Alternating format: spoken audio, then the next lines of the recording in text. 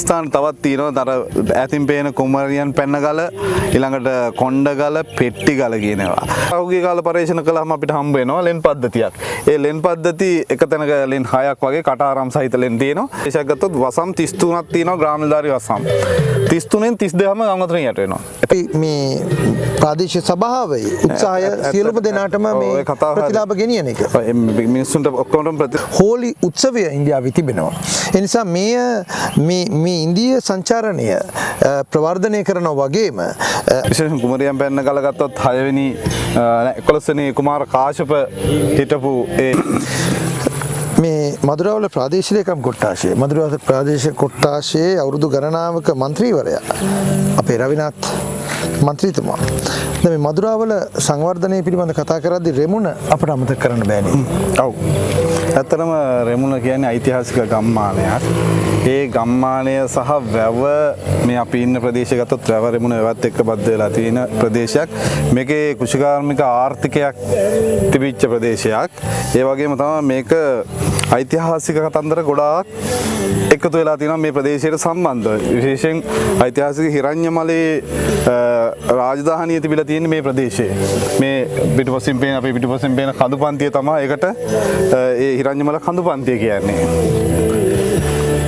දැන් මේ හිරඤ්ඤමලය කඳුපන්තියත් හිරඤ්ඤමලයත් ගැන කතා කරද්දී ප්‍රාදේශීය සංවර්ධනයට මේ හිරඤ්ඤමලය සහ මේ රෙමුණ කොයි විදිහටද අපිට පාවිච්චි කරන්න පුළුවන් මතතුමා? විශේෂයෙන් මෙහෙමයි. මේකේ ඉතිහාසය ගත්තොත් මේක ප්‍රාග් ඓතිහාසිකයි. ඔව්. මේක සංවර්ධනයට සම්බන්ධ වෙන්නේ මතතුමා? ඇත්තටම මේ මම අර කියාගෙන ආවේ ඓතිහාසික හිරඤ්ඤමල රාජධානිය. හිරඤ්ඤමලය කියන්නේ හිරඤ්ඤ කස්සප වාසය කරපු ප්‍රදේශයේ විදිහට තමයි සැලකෙන්නේ. ඒතකොට හිරඤ්ඤ කස්සප මේ ප්‍රදේශයේ හිටියයි කියලා කියනවා. විශේෂයෙන් ওই හෝලි උත්සවය සම්බන්ධ වෙන හෝලිගේ සහෝදරයා නැත්නම් අයියා හිල්ලා තියෙන්නේ මේ ප්‍රදේශය කියලා තමයි අපි අහලා තියෙන්නේ. ඒ වගේම තමයි මේ ප්‍රදේශයේ විශේෂිත ස්ථාන තවත් තියෙනවා. අර ඈතින් පේන කුමරියන් පැන්නගල ඊළඟට කොණ්ඩගල පෙට්ටිගල කියනවා. විශේෂයෙන් කුමරියන් පැන්නගල ගත්තොත් 6 වෙනි 11 වෙනි කුමාර කාශ්‍යප හිටපු ඒ ප්‍රදේශය සහ එම භූමියෙන් එම ගලෙන් බිමට පැන්නාය කියන කතන්දරයේ ඉතිහාසයේ සඳහන් වෙනවා. විශේෂයෙන් පෙට්ටිගල ගත්තොත් පෙට්ටිගල මුදුනේ යම් ස්ථානයක කොඩි ගලක් තිබ්බාය කියන සඳහනක් තියෙනවා. මේ ස්ථානයට ගියාම අපිට පේනවා විශේෂයෙන් කොළඹ නිලුම් කුළුණ වගේ ස්ථාන ඉතා හොඳින් පේනවා. විශේෂ ස්ථානයක තමයි එතන සඳහන් වෙන්නේ. ඊට අමතරව ගත්තොත් මේකේ කෘෂිකාර්මික ප්‍රදේශ විදිහට ගත්තාම මේකේ ඇත්තටම විශාල වෙල්යාය ප්‍රමාණයක් පෝෂණය වෙනවා මේ වැවෙන්. විශේෂයක් විදිහට රෙමුණ වෙල්යාය, යාය වෙල්යාය, ඊට පස්සේ කෙසෙල්ලේනා ප්‍රදේශයට යනවා. සාමාන්‍ය කිලෝමීටර වර්ග කිලෝමීටර 10ක විතර ප්‍රමාණයක් මේ ප්‍රදේශයේ පෝෂණය වෙනවා. 10කට වැඩි ප්‍රමාණයක් පෝෂණය වෙනවා කියලා පැහැදිලිව තියෙනවා. මේකෙන් ඒ වගේම පෝෂණය වෙච්ච වැව් ගණනාවකුත් තිබිලා තියෙනවා මේ ඉතිහාසයේ. දැන්ට ඒවා වැසී ගොස් තියෙනවා. ඒවා නටබුන් පමණක් ඉතුරු වෙලා තියෙන එකක් තමයි තියෙන්නේ දැනට. මේකත් කෙසෙල්ලේනා වැවත් සම්බන්ධ වෙනවා. කෙසෙල්ලේනා වැව අද දකින්න ලැබෙන්නේ නැහැ අපිට. අද දකින්න ලැබෙන්නේ නැහැ. එතන වැව ගොඩ වෙලා තියෙන එක වෙල්යායක් බවට පත් වෙලා තියෙනවා. නමුත් එම ප්‍රදේශයේ ඒ වැව් තාවුල්ල තාම තියෙනවා. ඊට පස්සේ එතනින් එහාට ගියාම අම්පිටිකල වැවේ වැව් තාවුල්ල තාම තියෙනවා. ඒව දැනටත් දක්න ලැබෙන තැන් තමයි. දැන් අනික එක දැන් මේ වැවක් සහ කුඹුරායක් ගත්තට පස්සේ අපේ සම්ප්‍රදාය තුල ගොඩනගන්නේ මේ වැවයි වෙලයි චෛත්‍යයි කියන සම්ප්‍රදායික සංකල්පය. හැබැයි අද අපි ජීවත් වෙන මේ සමාජය ඇතුලේ විවේකාස්වාදය විනෝදය සඳහා මේ විදිහේ ස්ථාන වලට මිනිස්සු එනවා. දැන් අපි මේ නූතන ආර්ථිකයත් එක්ක මේක මුශ්‍ර කරද්දී හුදෙක්ම වැවේ සම්ප්‍රදායික කාර්යයෙන් එහාට ගමන් කරන්න ඕනේ. ඒතර වැව කියන එක ජල තටාකයක් වගේ මේ ජල තටාකය තුල තියෙන පාරිසරික ජෛව විවිධත්වයන් පිළිබඳ අධ්‍යයනය කරන අධ්‍යයන තෝතැන්නකුත් බවට පත් වෙන්න ඕනේ. මේක වැව කියන්නේම ධනෝත්පාදන මාර්ගයක්.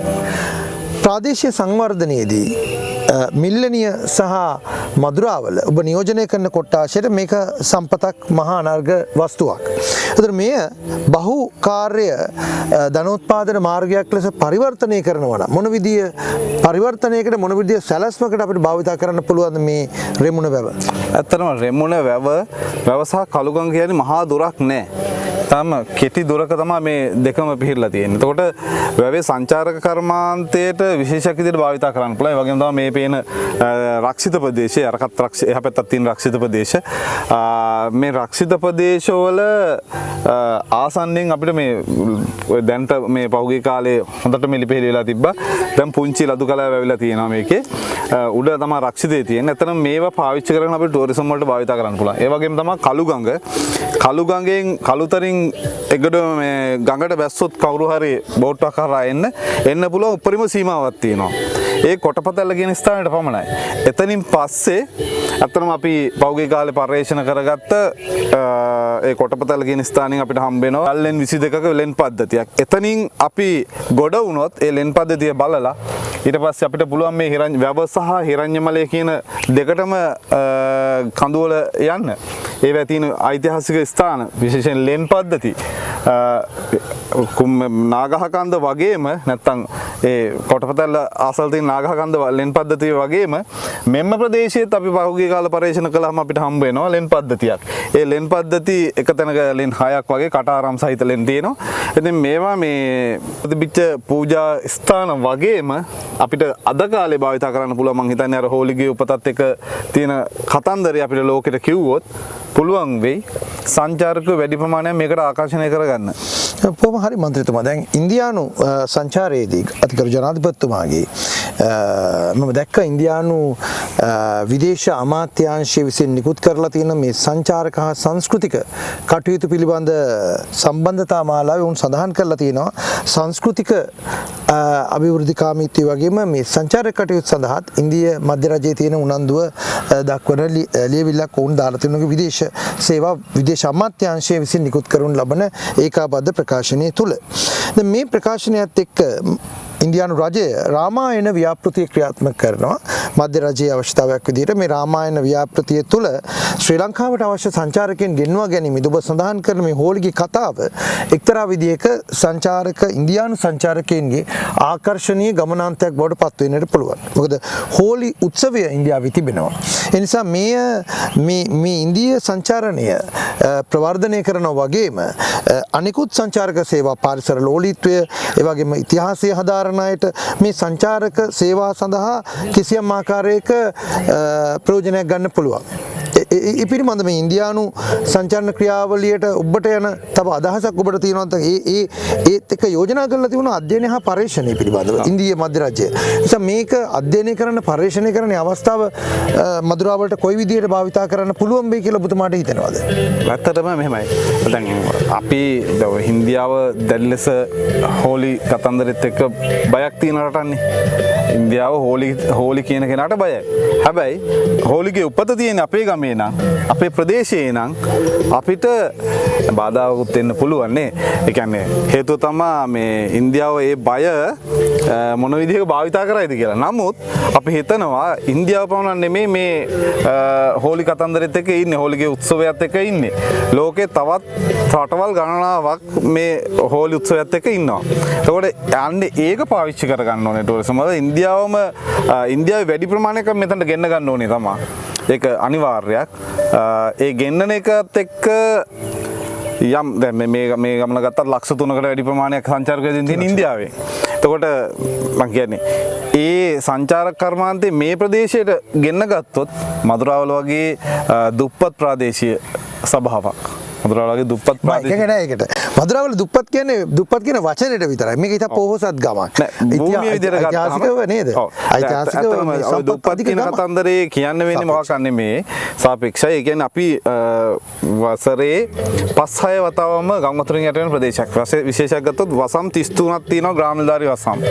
33න් 32ම ගංගතුරින් යට වෙනවා. එතකොට අපි හැමදාම පීඩාවට ලක් වෙන ප්‍රදේශයක්. මං කියන්නේ අපි කෘෂිකර්මාන්තයෙන් මෙන්න මේ කියන භූමි ප්‍රදේශය අරනකොට වර්ග හෙක්ටයාර 560ක් විතර පෝෂණය වෙනවා මදුරාවල මේ මදුරාවල කෑල්ලේ.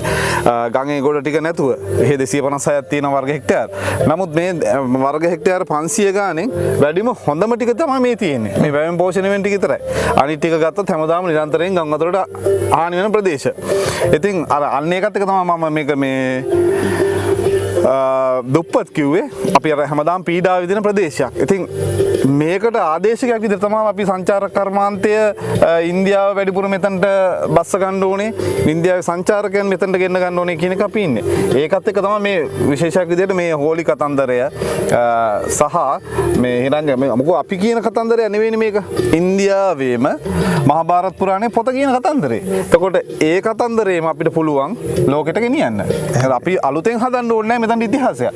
තියෙන ඉතිහාසෙම අපි ප්‍රතිනිර්මාණය කරන්නයි ඕනේ මේ රටට මේ ප්‍රදේශයට සංවර්ධනය ගෙනෙන්න. දැන් මෙතන සංචාරකයන් ගේනකොට එක පැත්තකින් සංචාරකයන්ගේ නවාතැන් පහසුකම් මෙතන එහා පැත්තේ තියෙන ලෝටස් කියන එක විතරයි දැනට අපිට තියෙන්නේ. නමුත් අපිට අලුතෙන් හිතන්නට වෙනවා. අපි සඳහන් කරේ මේ ගෘහාශ්‍රිත සංචාරණය නෙමෙයි ගෘහයක් සංචාරණය සඳහා පාවිච්චි කරන වෙනුවට ප්‍රජාවක් එකතු වෙච්ච සාමූහිකත්වයේ බැඳිච්ච මේ හෝම් අවේ ස්ටේ හෝමි ෆීලිං එකක් දෙන්න.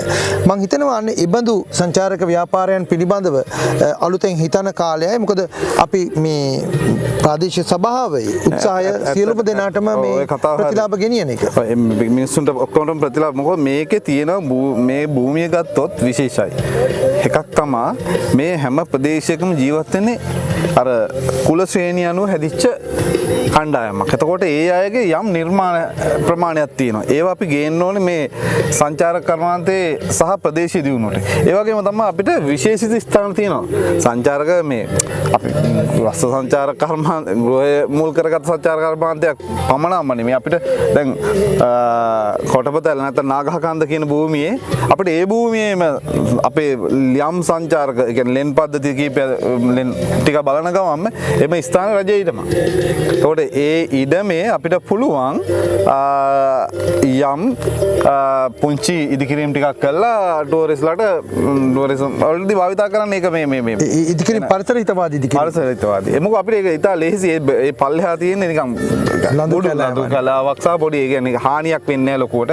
ඉස්සර ලොකු රබර් වතු තිබිච්චේව දැන් ඒවා විනාශ වෙලා ගිහිල්ලා මොකුත් නැහැ. දැන් නිකන් ඔය බල් වැදිලා තියෙන එකක් තියෙන. ඒක අපි හරියට ප්‍රයෝජන කරගත්තොත් මම කියන්නේ කැලෑ පරිසරයත් එක්ක බද්ධ වෙච්ච ගමනක් යන්න පුළුවන් කියලා මේ ප්‍රදේශයේ සංවර්ධනයට